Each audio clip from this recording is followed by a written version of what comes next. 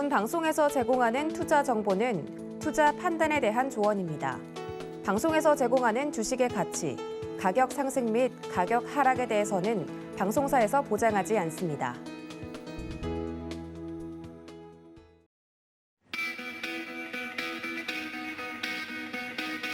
안녕하세요. 고수익 작전타임 진행의 이수연입니다. 오미크론 때문에 우리 증시가 계속 하락과 상승을 오가고 있습니다. 어제는 외국인들의 순매수에 힘입어서 코스피가 2% 넘게 오르는 모습 나타났는데 오늘자 시장은 또 다시 한번 하락이 예상되지 않을까 싶습니다.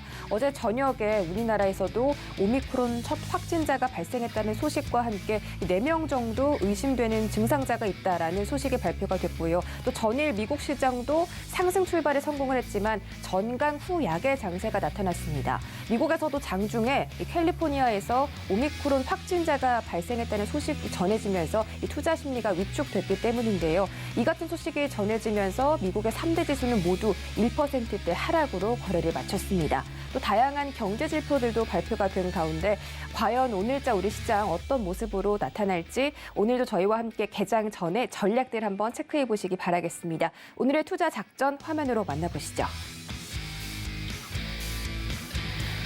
네, 첫 번째로 신승용의 작전 키워드 시간에서는 자율주행 택시 운행 개시에 대해서 알아보도록 하겠습니다.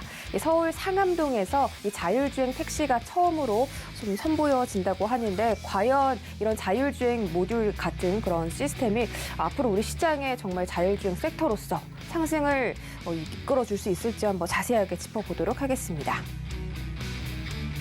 허반석의 작전 리포트, 이번 주는 금융과 은행 업종에 대해서 짚어보고 있습니다. 오늘은 기업은행인데요. 배당 수익률의 최고봉이라고 합니다. 아마 많은 분들께서 은행주에 투자를 하신 이유가 이 배당금 때문이 아닐까 싶은데요. 그 중에서도 배당 수익률이 가장 높은 기업은행에 대해서 자세한 분석 도와드리겠습니다. 이주연의 고수익 작전 시간, 반도체 대 2차 전지, 저가 매수 섹터는 이라는 주제로 어떤 섹터를 저희가 저가 매수해보면 좋을지 알아보도록 하겠습니다.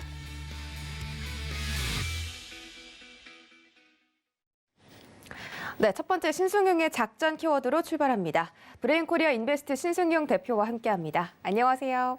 네, 안녕하십니까. 네, 첫 번째 키워드 바로 확인하시죠. 네, 오늘의 키워드는 자율주행 택시 운행 개시입니다. 우리 신승용 대표님께 하나 여쭤보고 싶은데 만약에 자율주행 택시가 운행이 된다면 한번 타보실 의향이 있으신가요? 당연하죠. 저 기회만 된다라면 네. 자율주행 택시 당연히 타보고 싶고요. 사실상 이제 경제적인 금전적인 부분이 허락이 안 돼서 그렇지. 지금 현재도 상당 부분 자율주행 비슷한 네. 레벨 2 정도의 이제 그 자동차들이 운행이 되고 있는데 경제적인 여건이 허락이 안 돼서 아직 그 차를 타보진 못하고 있습니다. 알겠습니다. 경제적으로 좀 가격이 좀 있나 보네요. 이제 제가 저희 방송국이 상암동에 있다 보니까 상암동 일대에서 이 자율주행 자동차들이 움직이는 거를 최근에 좀 봤는데 현대자동차에서도 자율주행 대회 이런 걸 해서 자율주행 차들이 굉장히 최근에 많이 늘어나고 있습니다. 또 상암동에서 이 자율주행 택시까지 시범 운영에 들어갔다고 하는데 이제는 정말 자율주행이 본격적으로 상용화가 되면서 우리 증시에 좀 직접적인 실적이나 영향을 가져다 줄 수 있지 않을까 싶은데요. 이런 부분들 자세하게 짚어주시죠.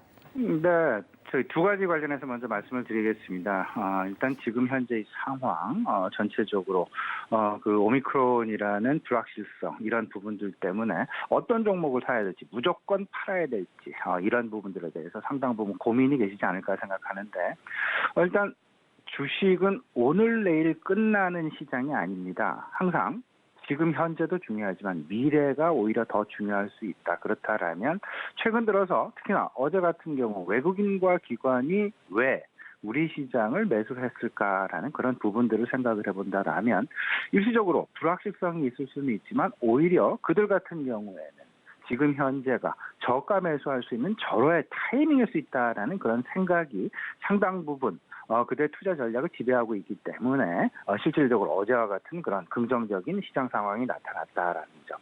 오늘은 일단은 지난밤 미국 시장 영향을 상당 부분 받을 수는 있겠지만 그럼에도 불구하고 여전히 저점 대기 매수세는 존재할 수밖에 없는 그런 시장의 섭리, 시장의 어떤 균형 이런 부분들을 생각을 하셔서 섣부른 매도는 일단 자제를 하시면서 오히려 제가 말씀을 드리고 있는 중장기적인 시장 내에서의 관심 섹터, 관심 테마군, 관심 영역군 이런 부분들에 대해서 오히려 관심의 수준을 더 높이시고 나의 포트폴리오에 조금씩 담아가시는 전략이 유효해 보이지 않을까라는 그런 생각입니다. 두 번째는 이렇습니다. 지난 주말 앞서서 이소연 앵커 말씀해 주셨습니다만은 실질적으로 상암동에서 현대차가 자율주행 경진대회를 실시를 했죠. 그 이어서 바로 30일부터는 오세훈 서울시장이 일단은 1호 승객이 되는 그런 모습이었는데요. 일단 30일 이틀 전부터 서울시 상암동에서 자율주행 택시 3대가 실질적으로 운행 개시에 들어갔습니다. 이 이야기는 무슨 이야기냐 하면 전반적으로 지금 시대는 변하고 있다. 우리 시청자들은 다들 그 과거 전기 자동차가 처음 시작했을 당시와 지금 현재 전기 자동차에 대한 관심 부분, 이 관심의 수준이 상당 부분 달라졌다라는 점을 생각을 해보신다라면 오히려 지금 전기차 관련주를 매수하시거나 이런 부분들보다는 그런 분들께서도 오히려 과거에 좀 덜 올랐을 때 시장에 관심이 덜했을 때 이 부분을 매수를 했더라면 지금 나의 포트폴리오의 수익률은 내가 생각하는 부분에 상상을 초월하는 그런 수익률을 만들어냈을 수도 있다라는 그런 아쉬움이 많이 남으실 겁니다.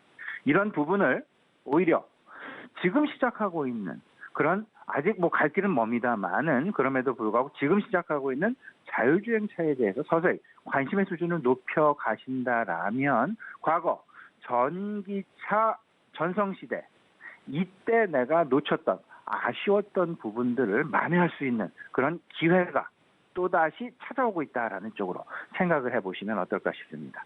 일단 지난 11월 30일이었습니다. 상암동 자율주행 택시 운행 개시가 되었죠. 상당히 상징적인 의미를 가지고 있다라고 보셔야 될 것 같습니다. 서울시에서 다른 지방 소도시도 아니고 서울시에서 번잡한 거리에서 자율주행 택시가 운행을 하고 있다라는 부분, 그것도 일반인들을 대상으로 해서 운행을 하고 있다라는 이야기는 그만큼 자율주행과 관련된 기술의 발전이 그리고 상용화도 곧 멀지 않았다라는 부분을 의미하고 있다라고 보셔야 될 것 같습니다. 전국 7대 시범 운행지구 지금 자율주행과 관련된 데이터 수집 가속화 나타나고 있죠. 세종시도 그렇고요, 전라도 광주도 그렇고 대구, 제주 7개 지역 진행되고 있다라는 부분. 이미 정부는 레벨 4를 위해서 지금 현재 단계는 레벨 2와 레벨 3의 어찌 보면 레벨 2의 어떤 레벨 3의 초입 단계다라고 보시면 될 것 같은데 그럼에도 불구하고 레벨 4 이상 레벨 4와 레벨 5 자율차 기술 개발 본격 진행 중이다라는 점. 2027년 상용화 목표라고는 하지만 제 개인적인 판단으로는 이 부분이 상당 부분 최소한 2년 이상 앞당겨질 수 있는 가능성이 얼마든지 존재하고 있다라는 점. 자율주행에서 그렇기 때문에 빨라지면 빨라질수록 그리고 기술 발전의 속도가 가속도를 내면 낼수록 자율주행과 관련된 관심은 계속해서 늘려나가야 된다. 근데 여기서 3가지 핵심 분야가 있습니다. 주행이라는 것 한 가지가 있고요. 왜냐하면 차가 움직여야 되니까요. 두 번째는 자율주행의 기반이 될 수 있는 센서가 그 한 축이 될 것 같습니다. 그리고 그 센서의 인공지능의 기본 학습 능력, 학습을 이야기를 할 수 있는 데이터와 관련된 부분. 결국 자율주행 자동차의 3가지 핵심 분야, 각 분야별로 관련주들이 분명히 있습니다. 근데 여기서 가장 중요한 부분이 어떤 부분일까? 물론 가장 중요하고 덜 중요한 부분은 없습니다. 이 3가지가 모두 동시다발적으로 같이 연결되고 융합이 되어야만 자율주행이라는 결정물을 만들어낼 수 있기 때문에 이 3가지가 다 중요하다라는 점. 이 속에서 내가 생각하는 그리고 내가 관심을 가질 만한 어떤 영역군 그런 영역군의 기업들이 어떤 것이 있는가 이런 부분들을 시청자 여러분들 이런 우리 경제방송 서울경제방송 계속 보시게 되면 이런 관심 종목군들 많이 이야기가 회자가 되고 있습니다. 이런 부분들을 하나씩 둘씩 계속해서 이렇게 듣고 계시다 보면 아마도 시청자 여러분들께서도 이제 그 학습치가 계속 높아지시게 되면서 종목을 선별하실 수 있는 해안을 가지게 되실 수 있다라는 점, 이 부분 꼭 생각하시면서 계속해서 자율주행과 관련된 먼 이야기가 아니다. 전기차를 한번 떠올려 보자라는 말씀 다시 한번 드려보고요. 이 자동차 업종에 있어서 지금 가장 큰 지각 변동 나는 업종은 바로 자동차 업종이 되겠습니다. 과거 기계장치에서 이제는 전자장치로 변해가는 모습. 더 이상 사람이 운전을 하는 그런 단순한 기계가 아니라 이제는 전자장치로 변해가고 있다. 그 전자장치 이와 맞물려서 정부가 각종 지원을 하고 있고요. 생산 확대 과정이 있고 소비의 증가 과정이 있습니다. 여기서 우리가 지금 현재의 과정, 아직은 소비 증가의 과정까지는 돌입을 안 됐고요. 지금 현재는 생산 확대 과정이다라고 보셔야 될 것 같아요. 초입 과정이다라고 보셔야 될 것 같은데, 그렇기 때문에 자동차 부품주, 특히나 자율주행과 관련된 자동차 부품주, 대다수가 전자장비 회사가 될 가능성이 높습니다. 모듈과 관련된 회사들, 이런 회사들에 대한 관심 분명히 필요해 보입니다. 미래 자동차에 대한 컨셉은 스마트 자동차가 되겠습니다. 여기서 빼놓지 말아야 될 것. 이미 전기 자동차는 일반화 추세가 돼 가고 있는 그런 상황. 더 이상 블루오션이 아닌 이미 레드오션의 시장으로 변해갔다라는 점. 경쟁이 계속해서 가속되는 그런 시장으로 변해가기 때문에 경쟁력이 없다라면 마진이 축소될 수밖에 없고, 그 마진이 축소된다라는 이야기는 결국에는 추가적인 연구개발 능력의 도태와 함께 시장에서의 어떤 그 소외 가능성, 이런 부분들이 있기 때문에 전기차 이 한 가지만 가지고서는 앞으로 시장에서의 어떤 그 혁신을 추구하는 시장에서 그 고성장주로서의 어떤 그 평가를 받기에는 상당 부분 힘들지 않겠느냐. 여기에 추가되는 것이 결국은 초연결이라는 부분, 융합이라는 부분. 에너지는 당연하고요. 화석에서 전기를 변하니까요. 여기에 분명히 자율주행이라는 그런 부분, 인포테인먼트라는 부분 합세가 될 것이다라는 점 말씀을 좀 드려봅니다.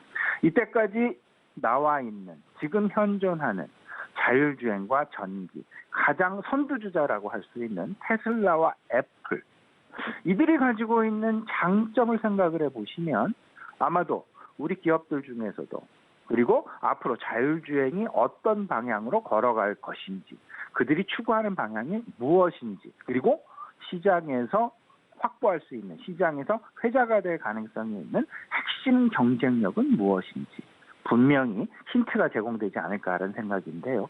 테슬라나 애플 모두 다 전기차가 아닙니다. 자율주행 기반의 전기차를 개발하고 있다. 테슬라 2019년에 어토노미 데이라는 그러니까 하루를 만들었고요. 2020년에는 그 배터리 데이라는 부분을 4월달에 진행을 했었습니다.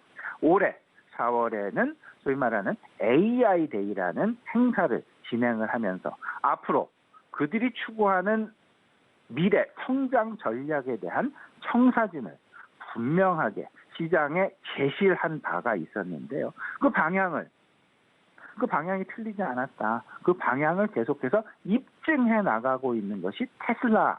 그렇기 때문에 테슬라는 시장에서 계속해서 관심을 받고 있고, 어느덧 $1,000를 넘어서, 물론 지난밤 한 4% 정도 하락을 해서 $1,070 정도에 마감하는 그런 모습을 보이긴 했었지만, 그럼에도 불구하고 시장에서 여전히 좋은 평가를 계속 받으면서 투자자들을 계속해서 유인을 하고 있다라는 부분. 여기에는 두 가지가 기반이 됩니다.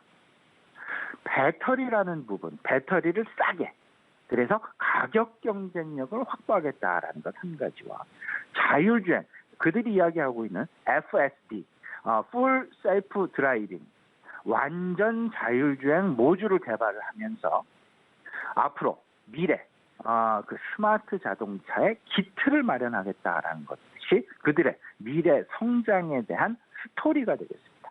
그 스토리를 하나 둘씩 현실화시켜 나가고 있기 때문에 시장에서의 어떤 높은 PER을 평가를 받고 있는 것이고요. 그 주가는 쉽게 무너지지 않고 있는 그림이다라고 보시면 될 것 같습니다. 여기에 새롭게 기존의 자율주행을 개발하고 있는 회사와는 달리 새롭게 도전장을 낸 그런 회사가 바로 애플 컴퓨터가 되겠습니다. 애플, 그들이 가지고 있는 경쟁력, 하드웨어에 대한 칩 개발 능력, 그 칩 개발 능력은 프로세서 개발이 되겠습니다. 이 부분, 능력, 지금 시장에서 이미 인정을 받고 있죠. 맥북에 그들의 칩을 넣어서 그들의 맥북을 새롭게 만들어내고 이미 시장의 평판 상당히 긍정적으로 나와 있는 그런 상황이고, 여기에 iOS라는 그들의 소프트웨어까지 가세를 하면서 애플의 강점은 이렇습니다. 그러니까 다양한 컨텐츠를 보유하고 있다는 걸 한 가지. 그리고 애플의 강점은 바로 고객의 충성도를 기반으로 한 초연결이 되겠습니다. 애플 제품을 쓰고 계시는 우리 시청자 여러분들이 계시다라면 다들 알고 계실 텐데요. 애플은 다른 기기들과 사실상 호환이다라기보다는 그들 간의 융합과 그들 제품 간의 융합과 그들 간의 초연결에 상당 부분 최적화되어 있다라는 것 다들 알고 계시리라 생각을 합니다. 애플 TV도 그렇고요. 애플 워치도 그렇고 애플 이어팟도 그렇고 모든 것이 다 그들의 제품에 기반한 그들 간의 초연결. 그렇다면 애플이 자동차를 새롭게 개발한다라는 이야기는 이때까지 포드사의 자동차, GM사의 자동차, 토요타의 자동차 여기에 다 애플 카플레이 팩이 다 장착이 되어 있습니다. 그럼에도 불구하고 애플에서 자동차를 개발해서 실질적으로 시장에 내놓는다라면 애플 기기들 간의 초연결이 오히려 그들의 핵심 경쟁력이 될 가능성이 상당 부분 높다라는 점. 이 부분을 생각을 해본다면 테슬라의 핵심 경쟁력과 애플의 핵심 경쟁력, 앞으로 시장 나아갈 바, 그리고 자율주행이 추구하는 바, 우리에게 분명한 방향성을 제시해주고 있다라는 점 생각을 해보실 수 있을 것 같습니다. 다시 한번 정리를 해드립니다. 스마트 자동차, 여기에 핵심 모듈은 세 가지가 있는데 바로 움직이는 구동과 관련된 모터와 조향 장치가 되겠습니다. 그리고 에너지 모듈, 그리고 나머지 이제 자율주행으로 돌아가게 되면 시장, 인포테인먼트, 인포메이션과 엔터테인먼트의 결합체, 인포테인먼트 모듈이 디스플레이는 물론 컨텐츠까지 이렇게 되면 소프트웨어, 하드웨어, 에너지 모든 것을 아우르게 되는 집합체가 된다. 이 중에서 나와 가장 걸맞는 내가 가장 이때까지 관심을 가져왔었고 앞으로도 계속 관심을 가질 만한 기업군들이 있는 그런 모듈 쪽에 관심을 가지시고 계속해서 저점 매수, 오히려 오늘 같은 상황 그리고 시장이 흔들릴 때마다 계속해서 저점 매수해서 나의 포트에 담아놓으시는 전략, 지금 현재 같은 변동성 장세는 상당 부분 유효한 전략일 수 있다라는 점 꼭 생각해 두셨으면 좋겠습니다.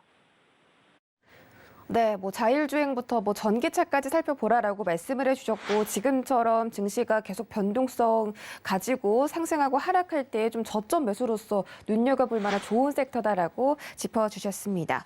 자, 오늘자 우리 시장도 대응 작전을 세워봐야 할 텐데 어제는 뉴욕 증시가 상승 출발, 다우지수 포인트 같은 경우는 500포인트 이상 출발했다가 오미크론 확진자가 발생했다 하니까 한 200포인트를 급격하게 좀 빼는 그런 모습이 나타났습니다. 그래서 결국은 3대 지수 모두 마이너스 1%대에서 거래 마쳤는데 어제 우리 시장이 좀 강한 흐름 나타났지만 그런 흐름을 이어갈 수 있을까 하는 그런 걱정도 들거든요. 오늘 우리 시장은 어떤 작전 세워볼까요?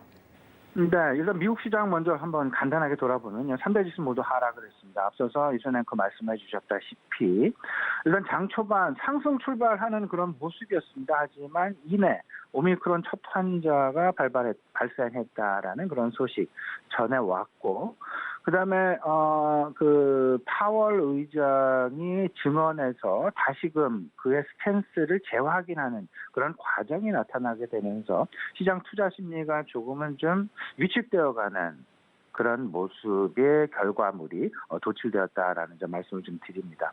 다우지수가 1.3%, 그리고 S&P 500이 1.2%가량, 그리고 나스닥이 1.8% 내외의 하락을 보여주는, 나스닥의 하락률이 조금 더 크게 나타났죠. 이 배경은 아무래도 그 대형주들보다는 아무래도 그 기술주 중심의 성장주, 성장 PER이 일단 좀 둔화되어진, 그러니까 PER이 그 디스카운트 되어지는 그런 모습이 나타났다라고 보셔야 되는데, 앞서서 말씀을 드렸다시피 투자 심리에 영향을 미친 요인은 세 가지로 요약이 될 수 있을 것 같습니다. 첫 번째가 코로나에 대한 불확실성이 확대되었다.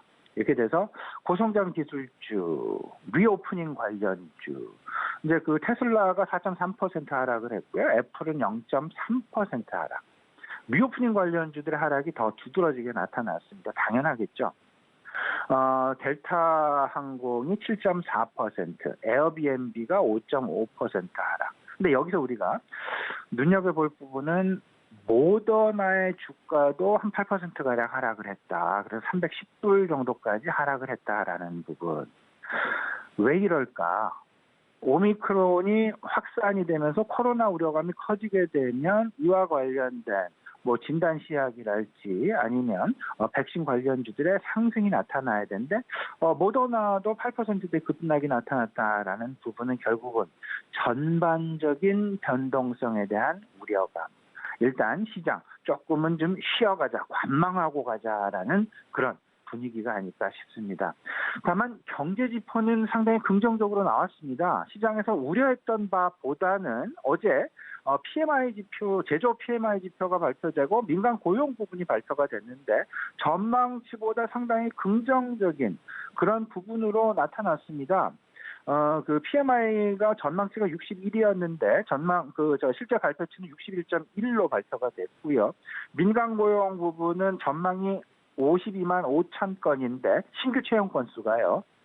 53만 4천 건으로 일단 시장 전망치 대비해서 일단 긍정적으로, 하지만 전월 대비해서의 고용은 조금씩 줄어가고 있는 그런 부분, 일단 안타깝게 만들고 있는 그런 상황이 아닐까 싶습니다. 문제는 12월, 이제 그 한 2주 앞으로 다가온 부분이 되겠는데요. FOMC 회의를 앞두고 있는 그런 상황이 되겠습니다. 테이퍼링에 대한 언급을 파월 의장이 또 한 번 시장에 재확인하는 그런 과정이 어제 좀 진행이 됐었는데, 12월 FOMC의 주요 주제는 테이퍼링과 관련된 속도가 될 것이다라는 그런 이야기를 하면서, 이 이야기는 궁극적으로 금리 인상 시점도 당겨줄 수 있다라는 이야기로 해석이 되겠죠. 이렇게 되면서 시장 내에 어떤 그 유동성과 관련된 이슈 천천히 고개를 들고 가고 있다라는 점. 근데 단 지금 현재 가장 큰 우려 사항인 코로나 재봉쇄라는 부분.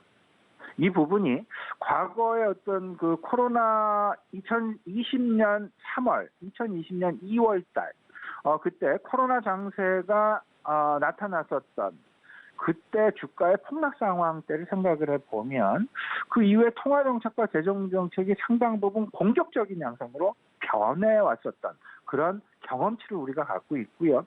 시장은 돌아보게 되면 결국은 V 반등을 만들어낸 그런 경험치를 우리가 가지고 있습니다. 그렇기 때문에 시장에서는 오히려 저점 대기 매수세가 상당 부분 시장에 잔존하고 있다라는 부분. 그래서 쉽사리 시장이 지난 2020년 3월과 같은 폭락 장세가 연출될 가능성은 극히 제한적일 수 있다라는 부분 생각을 해보시면서, 오히려 제 개인적인 생각은 이렇습니다.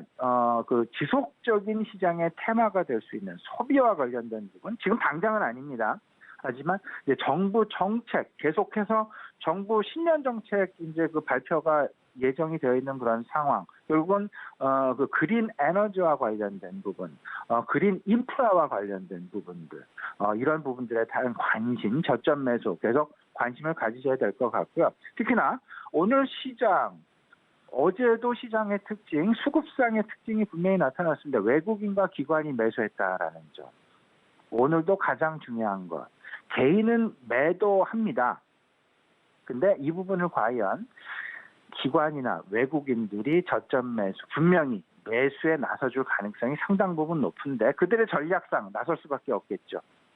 오히려 돌아놓고 되면 기관과 외국인은 흔히 우리들이 이야기하고 있는 줍줍을 하는 것은 아닌지 그 줍줍의 기회를 우리 개인들도 한번 가져보자라는 그런 말씀 오늘 시청자 여러분들께 드려보고 싶습니다. 네, 오늘자 시장에 대한 대응 작전 세워주셨고 외국인들의 수급이 계속 좀 들어오고 있다는 점 긍정적으로 지켜보실 필요가 있겠습니다. 지금까지 브레인코리아 인베스트 신승용 대표와 함께합니다. 고맙습니다. 함께했습니다. 네, 고맙습니다. 네, 감사합니다.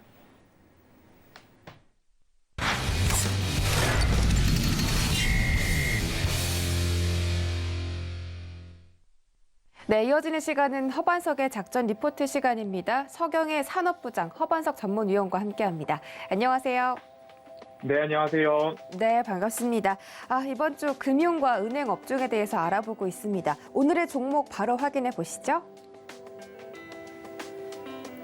네, 오늘의 종목은 바로 기업은행이었습니다. 네, 우리 증시가 최근에 또 어제 반등에 성공했는데 이런 불확실성을 이겨내는 그런 종목이 바로 은행과 금융 종목이 아닐까라고 우리 허반석 전문위원께서 짚어주셨습니다. 지금 기업은행이 배당 수익률 최고봉이라고 나와 있는데 정말 그만큼 배당 수익률을 크게 가져갈 수 있는 종목인지 자세하게 이유 들어보고 싶은데요. 오늘 기업은행 꼽아주신 이유부터 들어볼까요?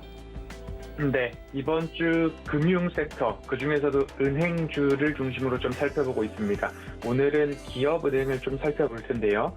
11월 22일 IBK투자증권과 10월 27일 메리츠증권에서 발간된 리포트를 중심으로 말씀을 좀 이어가도록 하겠습니다. 최근 여러 가지 이슈들도 있고 그리고 변동성이 확대되고 있는 시장입니다. 전일 저녁에 오미크론 변이 바이러스의 확진 소식들이 그 국내에서도 그리고 미국 시장에서도 나타나고 있는 모습 속에서 이 변동성에 어떻게 대응할 것인가가 굉장히 중요할 것입니다. 그래서 시장을 바라보실 때에 너무 단기적으로 변동성이 나왔구나, 도망가야 되겠다, 아니면 반등이 나왔거나 매수해야 되겠다, 이런 부분들을 저점에서는 매도하고 고점에서는 매수를 따라가다 보면 반대로 매매를 하고 계신다라는 말씀들을 누누이 드리고 있으니까요. 가능하시면 용기를 낼 수 있는 구간에서는 용기를 내셔야 된다라는 말씀 동일하게 좀 이어가도록 하겠습니다. 차트를 먼저 보도록 하겠습니다. 이 기업은행의 차트를 보시면요. 늘 말씀을 드리죠. 차트상 저위험 구간에 매수를 해보자라는 말씀을 드립니다. 이러한 선을 그으실 때에 긋는 방법 중에 하나가 가장 저점들을 한 번씩 동그라미를 이렇게 쳐보시는 겁니다. 뾰족뾰족 튀어나와 있는 이 저점들의 동그라미를 한번 쳐보시고 처음 선과 마지막 선을 한번 연결을 해보겠다라는 의미로 이렇게 선을 그으신다면 이 선이 이렇게 중간중간에 내려와 있는 구간들과 같이 맞닿아 있을 때가 꼭 있을 겁니다. 그러면 여기가 차트상 저위험 구간과 맞아떨어질 수 있는 하단 추세선으로 좀 보실 수도 있을 것 같고요. 그리고 평행한 선을 하나 더 그어서 그 위로 좀 올려보도록 하겠습니다. 위로 올리게 되면 또 동일하게 되돌림 자리가 나왔던 라인들이 여기랑 맞아지는구나 라는 부분들을 좀 보실 수도 있습니다. 그러면 이렇게 추세선을 그어 놓고서 생각을 하는 거죠. 내가 어디서 매수를 해야 되고 내가 어디서 매도를 해야 되는가, 이 부분들은 주가 지수에서도 코스피와 코스닥 지수에서도 비슷한 유형으로 그어줄 수 있는 추세선들이 나올 때가 있습니다. 그럴 때에는 내가 용기를 내야 하는 구간인지 내가 주의를 해야 하는 구간인지 이런 부분들을 좀 참고를 하셔서 매매를 이어가시면 좋을 것 같고요. 지속적으로 반복되어 온 차트상 흐름들이 있습니다. 그 흐름들에 맞춰서 매수와 매도를 반복하실 수도 있는 그러한 흐름이다. 그리고 앞으로 배당에 대한 여력들이 조금 있습니다. 12월이면 배당에 대한 전략들을 좀 짜셔야 되는데 최근 증시의 변동으로 인해서 은행 관련된 주들이, 금융 관련된 주들이 이 추세 하단부로 다 내려와 있는 상황입니다. 그런 상황 속에서 조금 주목해 볼 기업 중에 하나가 또 기업은행이다라는 말씀을 좀 드릴 수 있을 것 같고요. 최근 3, 4 거래일 동안 차익 매물들이 좀 나왔습니다. 그 차익 매물들이 대부분 외국인들의 수급에서 조금 나왔다라는 부분까지도 참고를 해보시면, 그리고 반대로 연기금은 연속적으로 순 매수를 해오고 있다라는 부분까지 좀 참고를 하셔서 보유자분들은 홀딩, 그리고 신규 접근하실 분들은 지금처럼 차트상 저위험 구간에서 용기를 내보시는 게 어떨까라고 말씀을 드리고 싶고요. 신용으로 매수한 주식이 아니라 내돈 내산, 내 돈으로 주고 산, 내가 산 주식은 버티는 전략이 국내 증시에 유효하지 않을까라는 말씀들을 12월 1일 그리고 11월 30일 지속적으로 드리고 있습니다. 그리고 주가 지수가 반등이 나왔다라고 해서 그때 따라가기보다는 변동성 장세니까 뭔가 조정에 조금 더 용기를 내보는 장세를 이어가실 수 있을 만한 업종이 또 은행주고, 그 기회가 지금 은행 업종들에서 그리고 기업은행에서도 좀 보이지 않을까라는 말씀 먼저 드리도록 하겠습니다. 네, 기업은행 꼽아주신 이유에 대해서 좀 말씀을 드렸고요. 그렇다면 허반석의 모멘텀 체크리스트를 통해서 이 기업은행이 어느 정도 실적을 가지고 있고 또 내년도에는 어떤 성장을 갖고 이 주식을 키워나갈 수 있을지 짚어보면 좋겠죠? 네, 모멘텀 체크를 할 때 차트상 저위험 구간, 두 번째는 숫자상 매출액과 영업이익이 증가하는 기업이라고 또 말씀을 드리고 있는데요. 기대 이상의 건전성 흐름이라고 메리츠 증권에서 리포트 제목을 좀 뽑아보았습니다. 3분기 실적을 보니까 좀 기대 이상이었다라는 이야기들이 좀 나오고 있습니다. 3분기 지배주주 순이익이 6천억 원을 넘어선 6,079억 원을 기록을 했고요. 전년 동기 대비 68%의 성장과 직전 분기 대비 1.8%의 감소를 좀 보였습니다. 3분기 회계 개정 변경에 따라서 984억 원의 비용이 인식됐음에도 불구하고 전년 동기 대비 지배주주 순이익이 68% 성장했다라는 것은 시장의 컨센서스를 약 10% 또는 그 이상의 목표치를 달성했다라고 이해를 해보시면 좋을 것 같고요. 배손 비용률도 0.35% 수준에서 관리되고 있기 때문에 업계에서는 이 자산 건전성이 굉장히 좋다라고 별 5개 점수를 줄 수도 있을 것 같다라고 좀 말씀을 드리고 싶고요. 또 한 가지 좀 주목해 볼 포인트는 누적 충당금입니다. 누적 충당 전입액이 5천억 원을 넘어섰는데요. 2019년, 20년 그리고 지금까지도 매 분기 경기 악화에 대비한 충당금 적립을 이어오고 있는데요. 실적 안정성을 확보해 나가고 있다, 높여 나가고 있다라고 보시면 좋겠고요. 20년도 3,400억 원, 그리고 올해까지 누적으로 1,960억 원, 합산해서 5천억 이상의 코로나 충당금을 적립하고 있다. 이렇게 보시면 좋을 텐데요. 이 관련된 부분에서는 이자 유예 관련 대출 잔액이 약 1조 6천억 원 수준입니다. 이 1조 6천억 원 수준 중에 약 20% 수준인 3,200억 원 내외가 신용대출 비중으로 이해를 해보시면 좋을 텐데요. 이 신용대출 부분은 말씀드린 이 제목 그대로 신용을 가지고서 대출을 드린 거기 때문에 뭔가 담보가 없고 그런 금액이 3,200억 원입니다. 여기에서 원리금 상환이나 이자 납입이 조금 늦춰질 수도 있다라고 된다면 급격한 부실이 발생할 수 있는데, 이런 것들을 선제적으로 막아내기 위해서 19년, 20년, 21년 매 분기 충당금을 적립해 오고 있는데, 그 금액이 5천억 원을 넘어섰다라는 부분들은 신용대출의 전액 3,200억 원 내외의 전액에서 문제가 생겨도 기업 부실에 있어서는 막아낼 수 있는 여력을 2배가량 충분히 확보해 놓았다라고 보시면 좋겠습니다. 그래서 현재로서는 급격히 부실해질 가능성, 내년도 3월부터 코로나19 금융 지원이 종료된다라고 하는데, 그것들을 대비해서 이미 충당금은 충분히 적립을 해 놓았다라고 이해를 해 보시면 좋을 것 같고요. 충당금 적립액이 앞으로 환입이 될 수 있습니다. 5천억 이상 적립을 해 놓았기 때문에 올해 이미 그 중에서 약 722억 원가량이 환입이 되어 있습니다.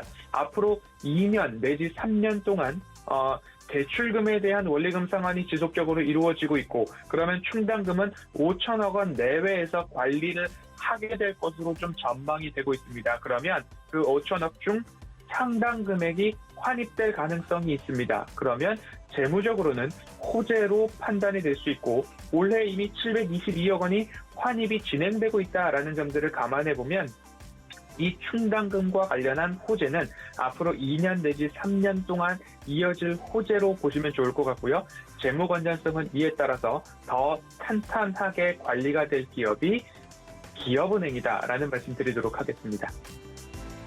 네, 기업은행도 체크리스트로 통해서 모멘텀을 확인하고 돌아왔습니다. 근데 이제 가장 중요한 이야기를 안 드렸는데 저희가 배당 수익률 최고봉이다라는 이야기를 앞서서 말씀드렸잖아요. 이 기업은행의 배당 수익률도 좀 자세하게 체크해 주시죠. 네, 기업은행의 배당을 마지막으로 말씀을 드리도록 하겠습니다. 배당 성향을 먼저 좀 살펴보면요. 17년도 27%, 18년도 23%, 19년도 24%, 20년도 24%, 그리고 올해는 약 30%를 넘어설 것으로 좀 전망이 되고 있습니다. 31%가 전망이 되고 있는데요. 그러면 배당금으로 따지면 어떻게 보면 좋을까? 17년도 617억 원, 18년도 690억 원, 690원, 19년도 670원, 20년도 471원, 그리고 올해는 중간 배당이 없었고 여러 금융, 은행사들의 배당 확대, 주주 친화 정책, 그리고 정부 정책의 변화 등이 있기 때문에 약 800원 수준의 기말 배당이 좀 전망이 되고 있습니다. 그러면 18년도가량의 약 690원, 그러면 약 700원 수준이었는데 배당 성향이 높아지고 있고, 그리고 정책에 대한 변화들도 있기 때문에 21년도는 약 800원 수준으로 좀 전망이 되고 있습니다. 리포트가 발행이 된 기점으로는 이 배당 수익률을 7.3%로 전망이 되고 집계를 하고 계산이 되어 있는데, 전일 종가인 1,400원 기준으로 배당 수익률을 계산을 해보면 7.69%, 약 7.7% 수준으로 여전히 은행주 중에서는 최고 수준을 달리고 있는 이 배당 수익률로 좀 볼 수 있을 것 같습니다. 12월 말일이 얼마 남지 않았는데 이 타이밍에 주가 그리고 지수 조정이 나왔습니다. 그러면 배당 성향으로서 이 7%대의 배당을 말 그대로 줍줍하기에는 굉장히 좋은 타이밍이 아닐까라는 생각이 드는 기업은행입니다. 주요 자회사 실적, 배당뿐만 아니라 여전히 좋은데요. 배당을 주려면 이익잉여금, 그리고 실적이 날로 좋아져야 하는데 자회사도 사상 최대 이익을 내고 있다라는 이야기 이어지고 있습니다. 누적 연결 순이익은 전년 동기 대비 54%의 성장, 이자 이익도 전년 동기 대비 6.9%의 성장, 비이자 이익도 전년 동기 대비 12% 이상의 성장, 3분기 누적 이익 증가율 68% 기록, 비은행업 부문의 성장세가 지속되고 있다라는 것들까지도 기업은행의 매력 포인트로 좀 볼 수 있을 것 같고요. 순이익 증가율을 이 비은행 부문들을 떼어서 보면 캐피털은 92%, 투자 증권 부문에서는 15%, 연금보험에서는 47% 등 여전히 좋은 순이익 증가율을 보여주고 있기 때문에 은행업들에 대한 전반적인 업황 개선, 그리고 순이자 마진 증가, 이런 것들을 좀 생각해 봤을 때에는 여전히 매력적인 구간이다. 주가가 조정이 나와서 더할 나위 없이 좋다라는 말씀을 좀 드리고 싶습니다. 그래서 아직까지 은행주가 없으시다면, 그리고 은행주 중 최고 배당 성향을 보이는 기업은행을 보유하고 계시지 않다면 이번 주 차트상 저위험 구간인 만큼 관심을 갖기에는 매력이 충분하다라는 말씀을 좀 드리도록 하겠습니다. 어수선한 증시 분위기 속에서 믿을 만한 업종으로 이번 주 은행주를 좀 살펴보았는데요. 그중에서도 기업은행, 종목 리포트, 그리고 배당에 대한 부분들 꼼꼼히 살펴보았으니까요. 이 부분도 관심 종목에 넣어놓으시고 체크하셔도 좋겠다라는 말씀으로 오늘 기업은행에 대한 리포트는 여기까지 살펴보도록 하겠습니다. 네, 지금처럼 혼란스러운 시장 속에서 이 기업, 은행 그리고 다른 은행 종목들 포트에서 담아보시거나 아니면 천천히 관심 가지고 지켜보셔도 좋을 종목이다. 배당금도 있으니까요. 한번 눈여겨보시기 바랄게요. 문자 샵 0082번으로 허반석이라고 전송해 주시면 이런 이야기들 장중에도 나눠보실 수가 있습니다. 많은 참여 부탁드릴게요. 네, 저희는 바로 이수연의 고수익 작전 타임으로 넘어가 보도록 하겠습니다. 서경의 테마부장이시죠? 이주현 전문위원 인사드릴게요. 안녕하세요. 네, 안녕하세요. 네, 반갑습니다. 어제 정말 오랜만에 또 코스피 시장이 강한 반등에 성공했습니다. 외국인들이 코스피와 코스닥 시장에서 순매수, 나홀로 순매수를 좀 해줬더라고요. 근데 어제 삼성전자나 SK하이닉스 같은 코스피 시총 1, 2위 대형 종목들이 강하게 올랐고 또 2차 전지 관련 종목까지 외국인들이 조용하게 사들이고 있다고 합니다. 그래서 앞으로 반도체와 2차 전지 중에서 어떤 섹터에 저희가 좀 저가 매수를 들어가면 좋을까 여쭤보면 좋겠는데 이주혜 전문위원 의견은 어떠신가요? 네, 일단 두 섹터만을 놓고 봤을 때는 기본적으로 이제 2차 전지 섹터 내에서 굉장히 좀 큰 폭으로 랠리를 펼쳤던 에코프로비엠이라든지 에코프로라든지 이제 이런 종목들, 특히 상승세 이번에 7월 달부터 이제 시장이 하락하면서 지속적으로 이제 주도 섹터로 움직여왔던 2차 전지 섹터를 지금 구간에서 조정이 좀 나온다라고 매수를 하기는 어렵지 않겠나라고 생각을 좀 하고요. 아무래도 2차 전지 관련 섹터들 같은 경우는 성장성에 대한 그런 부분 때문에 굉장히 좀 큰 폭으로 그동안 상승을 해왔던 게 맞습니다. 지금 12월이기 때문에 약 한 5개월 그리고 그 전부터 이제 좀 상승세를 계속 이어왔던 우상향하던 섹터이기 때문에 꾸준하게 지속적으로 관심을 가지고 지켜보는 것은 맞겠지만 단기적으로 지금 조정을 좀 받는 시장이 안 좋은 상황에서 고가권, 그러니까 차익 실현을 하고 싶어하는 사람들이 굉장히 많아지는 상황이다라고 봐야 될 것 같고요. 에코프로 BM 같은 경우 보시는 것처럼 여전히 상승 추세는 살아 있습니다. 그러나 이 상승 추세가 이탈할 경우에는 정리를 한다라는 관점으로 좀 접근을 하셔야 될 것 같고요. 에코프로 BM을 기준으로 지금 대장주니까 말씀드린다면 한 47만 5천 원 정도 그 구간을 이탈하게 될 경우에는 조금 좋지 않은 흐름이 이어질 수 있다는 부분을 좀 생각을 해두시고 접근을 하시는 게 필요하다. 너무 많이 올랐다라고 생각할 수 있지만 사실 우상향하고 있고 신고가를 갱신하는 종목들이 지속적으로 좀 상승을 하고 있다라는 부분은 예나 지금이나 변함없는 사실이고요. 특히 이렇게 성장성이 확정적으로 좀 잡혀 있는 섹터들 내에서는 눌림 자리에서는 좀 공격적으로 우리가 공략을 해볼 수 있겠다라고 생각은 하는데요. 지금은 최근 시장이 조정을 받고 반등이 나오는 시점에서 가장 강한 업종이라고 찾아본다라고 하면 아무래도 전기전자 업종이 될 겁니다. 물론 2차 전지도 전기전자 업종으로 들어가는 부분들이 분명히 있지만 지금 삼성전자 우리가 이제 SK하이닉스라든지 이렇게 지켜봤을 때 시장보다 훨씬 강한, 그러니까 삼성전자 같은 경우는 지난번에 제가 이제 시황 설명을 드리면서도 말씀드렸지만 지수가 2,900포인트를 이탈하면서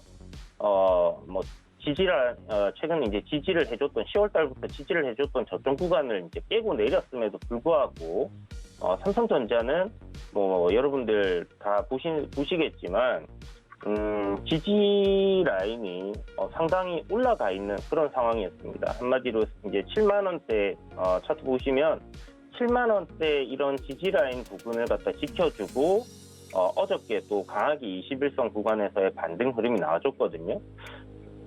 삼성전자를 그냥 기준으로 딱 놓고 봤을 때 시장, 그러니까 코스피보다 상당히 강한 흐름을 볼 수 있겠고요. 우리가 보통 이제 주도 섹터를 찾는다라고 했을 때 시장을 견인해 갈 수 있는 그런 섹터를 찾아야 되는데 시장보다 강하게 움직이는 종목들, 그런 것들이 결국 시장을 견인해 간다라고 봐야 될 것 같습니다. 그렇다면 타 업종들 같은 경우 지금 시장의 흐름과 비슷하게 전저점을 이탈한다든지, 그리고 어저께 이제 시장의 양봉이 나왔던 것처럼 똑같은 비슷한 흐름을 만들어가고 있는 그런 섹터들이 대부분이라고 한다면, 현재 우리가 보고 있는 삼성전자라든지 SK하이닉스 같은 경우는 시장보다 분명히 강한 흐름을 보여주고 있고, 전저점 구간을 일단 지켜줬다라는 부분에서 지수 주가적인 흐름에서의 강한 흐름 이어지고 있다라고 볼 수 있습니다. 그래서 저라면 일단 전기전자 업종을 갖다가 조금 긴 관점으로 저점 매수를 노려볼 것 같고요. 사실 지금 시장이 이렇게 좀 좋지 않은 상황에서 중장기적인 관점, 언제 시장이 돌릴 수 있을까라는 부분을 생각했을 때 하락 트렌드에 놓여 있는 시장이 여기서부터는 이제 바닥입니다 라고 얘기하기는 여전히 좀 무리가 있다라고 생각이 듭니다. 그만큼 시장이 많이 올랐었고, 물론 어떤 지점에서는 분명 저점을 잡고 돌리겠지만 아직은 확인되지 않은 그런 부분들이 있기 때문에 그저께 같은 경우 한번 급락이 나오고 반등이 나와주는 흐름 나쁘지는 않습니다. 외국인들 수급도 강하게 들어와줬고 환율도 떨어지고 있고 필라델피아 반도체 지수도 크게 빠지지 않고 지금 우상향을 계속하고 있는 상황이기 때문에, 그렇다면 우리나라 반도체 관련주들도 결국 어느 선에서는 돌릴 거다라고 생각을 하는데, 코스피보다 강한 흐름을 보여주고 있는 섹터는 결국 전기전자 섹터고, 그중에서 삼성전자와 SK하이닉스가 시장을 견인할 가능성이 굉장히 높기 때문에 그런 관점으로 우리가 지켜본다라면 괜찮지 않겠나라고 생각이 들고요. 다만 시장이 좀 불안한 요인들이 계속 나오고 있는 상황이기 때문에 지수와 좀 연동이 강하게 되는 종목인 삼성전자나 SK하이닉스를 보기보다는 조금 소형주죠. SK하이닉스나 삼성전자보다는 시총이 좀 낮은 그런 반도체 장비주라든지 소재 관련주들을 보시는 게 시세 탄력적인 면에서는 훨씬 더 도움이 되지 않을까라는 생각이 듭니다. 그래서 전기전자 업종 전반적으로 괜찮은 흐름이 좀 내년쯤에는 이어질 가능성이 높기 때문에 그런 관점으로 내릴 때마다 분할로 조금씩 접근을 해본다라면 나쁘지 않겠지만 비중을 지금 크게 담기에는 무리가 있다, 이런 생각이 들고요. 삼성전자는 76,000원이라는 이 저항대를 돌파를 해주는 흐름이 나온다라고 하면 그때부터는 상승 추세로의 전환이다라고 좀 생각을 해볼 수 있을 것 같습니다. 그래서 36,000원대와 38,000원대 이 저항 구간을 어떤 식으로 돌파해내는지 여부를 좀 잘 지켜보시면 좋을 것 같고요. 워낙 무거운 종목이기 때문에 이 정도 상승이 나온다라는 것조차 굉장히 좀 큰 폭의 상승이다라고 볼 수 있을 것 같아요. 그래서 긴 관점에서 2차 전지와 그다음에 반도체 두 섹터 다 모아가기에는 괜찮은 성장성을 가지고 있고 실적을 받쳐주고 있는 그런 섹터라고 했을 때는 다 괜찮겠습니다만은 일단 주가적인 측면에서 너무 과도하게 성장성을 반영한 그런 흐름이 나와 있는 경우는 좀 매수를 자제하는 것이 좋을 것 같고요. 시장이 이렇게 안 좋을 때는 사실 강하게 상승하는 종목들이 분명히 있습니다. 특히 지금 오미크론 관련해서 시장이 안 좋기 때문에 그렇다면 진단키트라든지 아니면 치료제 관련 섹터 이런 것들, 어저께 보면 시장이 반등이 나오면서 관련주들이 조금 윗꼬리를 달면서 조정을 보이는 그런 형태가 나왔는데, 만약 시장이 오늘 지속적으로 하락을 한다든지 조정이 나온다라면 우리가 봐야 할 섹터는 분명히 코로나19 관련주들이 될 거다라는 부분입니다. 그래서 그런 것들 위주로 보시고요. 최근에 이제 지난달 강하게 움직였던 테마들, NFT라든지 메타버스라든지 그리고 이런 두 개의 새로운 테마가 게임주와 연동돼서 이렇게 움직이고 있기 때문에 그런 식으로 해서 좀 보시는 게 좋을 것 같아요. 아무래도 뭐 NFT 같은 경우는 코인 거래소들 어저께 이제 상한가 두 종목이 거기서 나왔는데요. 그런 강한 종목들 위주로 트레이딩 관점으로 좀 접근을 해보시고 나는 지금 시장이 급락하는 이런 시점을 활용을 해서 저점 매수를 노려보겠다 하시는 분들께서는 반도체 섹터도 나쁘지 않은 공략 포인트가 될 거다라는 생각이 드니까 이런 부분들도 참고해 보시면 좋을 것 같습니다. 네, 지금 시장이 급락하는 상황 속에서 어떤 부분들 관심 있게 지켜보면 좋을지 말씀드렸고요. 반도체 저가 매수, 그리고 지금 오미크론 변동성에 대한 코로나19 치료제, 진단키트에 대한 관심, 마지막으로 매수가 강하게 들어오는 개인 종목들까지 살펴드렸습니다. 지금까지 이주현 전문위원과 함께했습니다. 고맙습니다. 네, 감사합니다. 네, 고수익 작전 타임에서 1시간 동안 알찬 전략들 준비해드렸습니다. 참고로 본 방송에서 제공해드렸던 정보는 투자 판단에 대한 조언일 뿐 해당 주식의 가치나 수익률을 보장하진 않습니다. 또 서울경제TV와 서울경제신문은 당사의 브랜드입니다. 서울경제증권TV와는 무관하며 타사 유사 명칭에 유의하시길 바랄게요. 저희는 잠시 뒤 순간포착 매매 시그널로 돌아오겠습니다. 고맙습니다.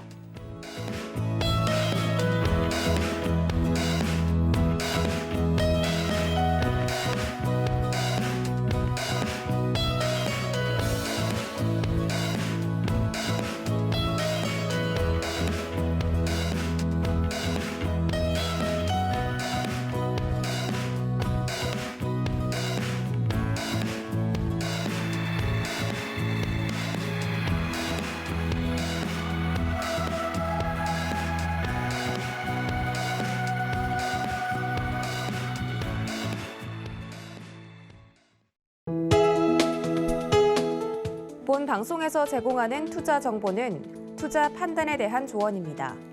방송에서 제공하는 주식의 가치, 가격 상승 및 가격 하락에 대해서는 방송사에서 보장하지 않습니다.